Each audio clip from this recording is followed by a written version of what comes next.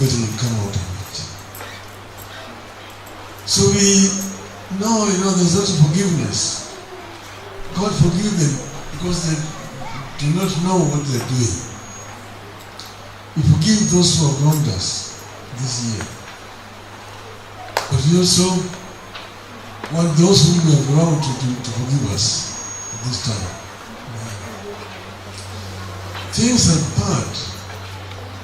Mswahili wanasema baada ya dhiki ni faraja. Faraja will come. So we know that these people who are making things bad, it's not because they want to deliberately make them bad. But it's because they don't know how to make them better. They don't know. We are saying that they don't know that they did not know. Now it's become very evident that today they did not know that they did not know. Because they're trying to treat an illness with the wrong type of medicine. They are hoping that if you increase more taxes, you'll be able to resolve the problem of liquidity. But we're just taxing from the same pool. We're taxing ourselves. Taxes themselves have never resolved the problem that Ruto was telling you. But if you raise too much taxes, people will tend to evade paying the taxes. In the end, you end up with less. So that unfortunately, they don't have people who understand proper economics. That's why things are where they are. To me, I just want to say,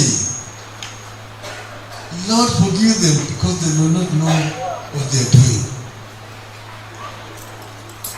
But let us focus on what can unite our people. How can we bring our people together? This is the most important thing. The new year, we want people to be more united than they were in this last year. We will finish. Let us create opportunities for more product, more consultations. Let's consult more. We don't need to be talking too much. We are talking to a Denwood which is not listening to. Prepare yourselves for difficult times, but also prepare to deal with those difficult times. I will leave it there. Like it's all gloom and doom. I want to say a few things now that we have the media here.